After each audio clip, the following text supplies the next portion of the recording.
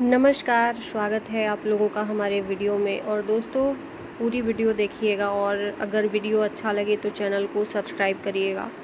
और मेरे जो वीडियो आ रहे हैं, कुछ मेरे जो फ्रेंड हैं उनको गलतफहमी हो जा रही है। मेरे पॉइंट को आप पहले ध्यान से सुना करो, फिर आप लोग बोला करो कि आप किसके फेवर में हो। पहली बात कि मैं दोनों के फेवर में नहीं हूँ। जहाँ मुझे लग रहा है कि ये पॉइंट रखना चाहिए वो पॉइंट रख रही हूँ, और मेरा ये ख्याल है कि ये मेरा अधिकार है।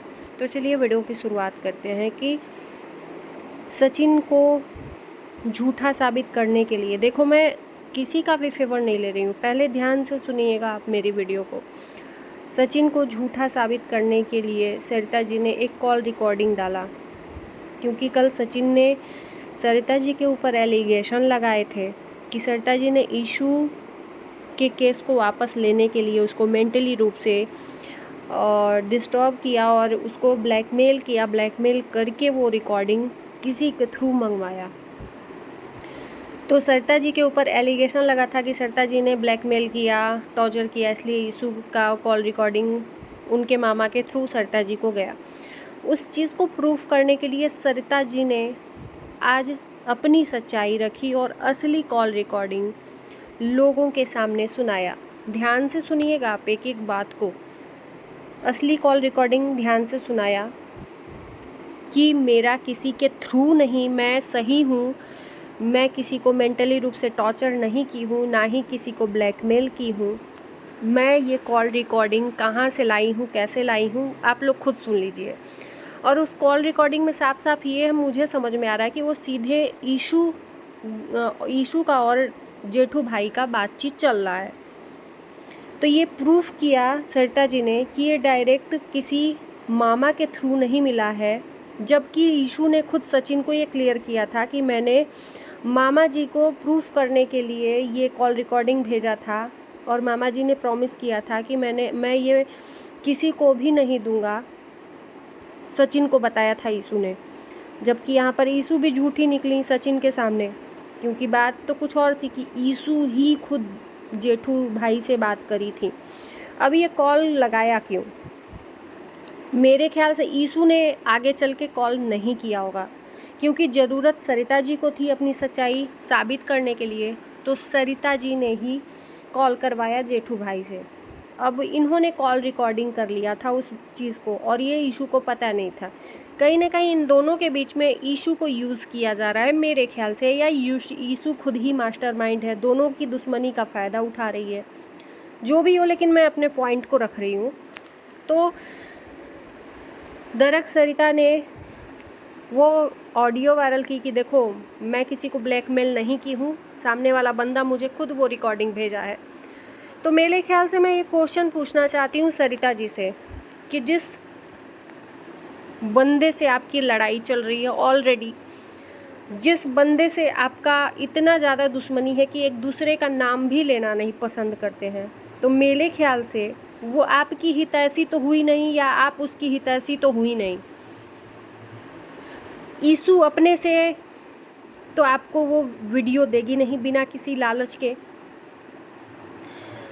आपका वो दुश्मनी उससे चल रहा है, और रही बात सामने वाले बंदे से ईशू की बातचीत चल रही है, तो वो सबसे साथ उसके लिए सगा होगा या आप सगी होगी, जो दुश्मनी ऑलरेडी चल रही है। तो मेरे ख्याल से ईशू को उस रिकॉर्डिंग में साफ साफ ये हमने सुना है, जेठू भाई ने बोला है कि मुझे जो करना होगा मैं कर दूंगा, तुम रिकॉर्डिंग दो। उसको प्रॉमिस किया है उस रिकॉर्डिंग में साफ साफ, ये नहीं है कि केस वापस ले लेंगे या चाहे कुछ, ऐसा कुछ बोला नहीं है, लेकिन उस केस के बारे में ही बातचीत हो रही है कि मुझे जो अपने तरफ से करना होगा मैं कर दूंगा, राइट। इस लालच में ईशू ने जेठू भाई को रिकॉर्डिंग दी सचिन की और अपनी, राइट। ये बात आप लोग ध्यान से सुनिएगा। जो बातें गलत साबित की जा रही हैं भाई, तो जनता है, जनता से ये पॉइंट रखा जा रहा है तो जनता बताएगी। तो सामने वाला बंदा आपका दुश्मन है, फिर भी आपके लालच में वो आपको दे रहा है रिकॉर्डिंग कि भाई अपने तरफ से जेठू भाई कुछ करेंगे। लेकिन जेठू भाई क्या करते हैं कि वीडियो में डायरेक्टली आकर सामने वाले बंदे को बोल देते हैं। अब सामने वाला बंदा इनको लालच में दे दिया रिकॉर्डिंग, अब कहाँ कि तुम और कहाँ के हम, दुश्मनी अपने जैसी है वैसे ही रहेगी। वीडियो में बोल दिया कि मैं कुछ नहीं करने वाला हूँ, मेरे हाथ में अब रहा ही नहीं, अब जो भी हो रहा है वो जहाँ हो रहा है, यानी कि कोर्ट में मैंने जो पहले ही करना था कर दिया। तो ये बात रिकॉर्डिंग में ही बोल देना था कि भाई तेरे लिए जो भी करना था मैंने पहले ही कर दिया, या नहीं किया या नहीं करूँगा। तो ये तो बात हो गई दो मुँही बात, कि सामने वाले बंदे से आप अपना लालच देके उससे रिकॉर्डिंग मांगते हो, फिर उसके बाद मुकर जाते हो कि भाई जो करना था वो कर दिया, जो भी है अब हमारे हाथ में नहीं है। तो ये चीज़ ध्यान से सुनिएगा आप लोग। इन लोगों की रिकॉर्डिंग तो वायरल हुई अपने आप को सच साबित करने के लिए। जेठू भाई और सरिता जी ने तो सही वीडियो डाला, सही ऑडियो डाला, रिकॉर्डिंग डाला, जो भी डाला, यानी कि सचिन को झूठा करार दिया कि सचिन आधी अधूरी बात कर रहा है या ऐसा है वैसा है। मेरे ऊपर जो एलिगेशन लगेंगे सचिन लगाएगा, मैं उसको प्रूफ कर दूंगा, वो चाहे साम दाम दंड भेद, है ना। तो ये चीज़ है। तो इस तरह से तो कहीं ना कहीं आप उस तरह से भी गलत साबित हुए, क्योंकि एक इंसान से आप छल से उसकी कॉल रिकॉर्डिंग लेते हो, उसको उसके साथ छल करते हो, और फिर उसके बाद से अपने ही बात से आप मुकर जाते हो। सामने वाला बंदा तो झूठा हो गया और आप दुनिया के नज़र में सच साबित हो गए। लेकिन ये गहराई किसी ने सोचा नहीं है, तो आप लोग ज़रूर सोचिएगा। मैं किसी एक को गलत नहीं ठहरा रही हूँ। और रही बात यहाँ पर प्रूफ करने की, तो इन दोनों लोगों में से ये बता दें कि कोई एक सच है, कोई एक झूठ है, तो किसी एक को हम नहीं कहेंगे, क्योंकि ये जनता है बैठी है अच्छे तरीके से। मैं बोलती हूँ तो बहुत सारे लोग आ जाते हैं चढ़ के मेरे ऊपर बोलने के लिए। तो भाई मैं कुछ नहीं, लेकिन पॉइंट आपको एक एक समझा रही हूँ कि आप लोग सोचिएगा, एक बार सोचने पे मजबूर होइएगा कि किस तरह से एक इंसान को अपने आप को सही साबित करने के लिए गिराया जा रहा है, उसको झूठा करार दिया जा रहा है बार बार। उसको मतलब हम कहीं से भी दबने नहीं चाहिए, हम कहीं से भी झूठे नहीं। अगर सामने वाला बंदा एक और सच लाएगा तो उसको भी सच साबित करने के लिए, चाहे वो किस तरीके से हो, ये मैंने जान लिया है कि सरिता जी और जेठू भाई अपना दिमाग लगाएंगे और अपने आप को सच साबित करेंगे। हुए हैं सच साबित, नो डाउट। उन्होंने कोई किसी को ब्लैकमेल नहीं किया है, लेकिन उसके साथ छल किया है वादा करके। इसको ब्लैकमेलिंग ही कहेंगे, इसको ब्लैकमेलिंग ही कहेंगे।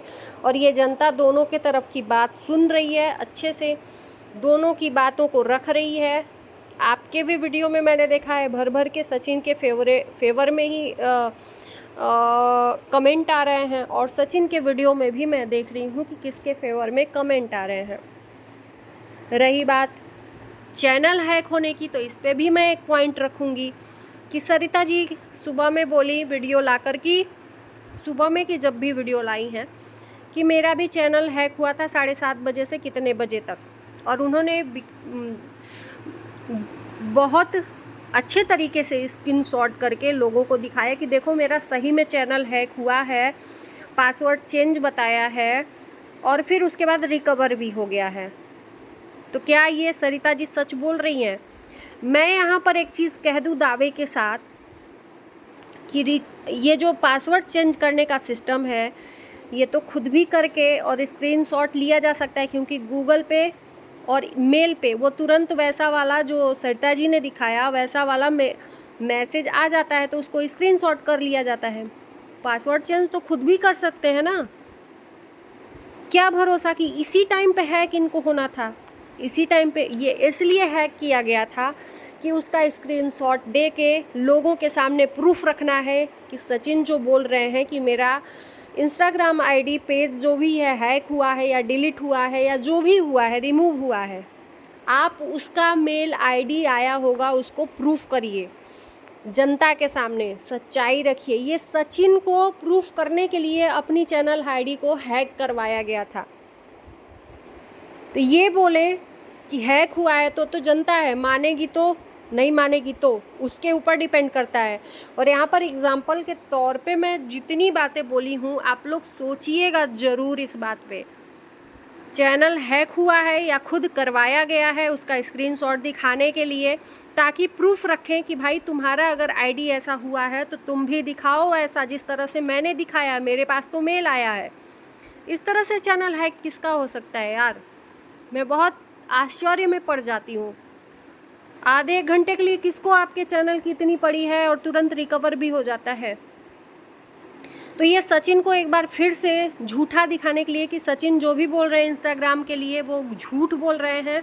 अगर सच में उनके साथ में ऐसा हुआ है तो सचिन को प्रूफ देना। चलो मैं मान लेती हूँ, मैं भी मानती हूँ कि सचिन झूठ बोल रहे हैं, कि कहीं हमारी सच्चाई या जो भी जिस बहाने से है। पहली बात कि इंस्टाग्राम अपना हाइड करने के पीछे भी अगर हाइड भी किए होंगे तो क्या ही रीज़न है। इंस्टाग्राम पे कौन सा इनका कुछ सच्चाई बाहर आ जाती या कुछ हो जाता, जो पोस्ट डाले थे वो डला ही है, तो उसको हाइड करने से उनको फ़ायदा क्या मिलेगा? मेरे को ये नहीं समझ में आ रहा है। हाइड करना रहता तो यूट्यूब चैनल हैक करते, या हाइड करते कि भाई हम अपनी सच्चाई नहीं रख पा रहे हैं तो हाइड कर दें और ये बोल दें कि भाई मेरा चैनल हैक हो गया है। बहुत रीज़न हो सकते हैं भाई, किसी को भी अपने आप को बचने के लिए, प्रूफ करने के लिए। तो ये चीज़ें हैं मेरे को, जहाँ जहाँ ये लगा कि सवाल पूछना चाहिए तो ये मैं पूछी हूँ। और किसी को भी कोई गलतफहमी हो तो ज़रूर कमेंट में बताना। मेरा क्वेश्चन था, इसका जनता ज़रूर आंसर देगी अगर जनता के पास होगा तो, कि क्या ये सच में मेरे माइंड में जो चल रहा है सच में है या झूठ है। चलिए इसी शब्दों के साथ में मैं अपने वीडियो को यहीं पर एंड करती हूँ। कैसा लगा वीडियो ज़रूर बताना और चैनल को ज़रूर सब्सक्राइब करना। मिलते हैं आपको नए वीडियो के साथ, तब तक के लिए बाय बाय।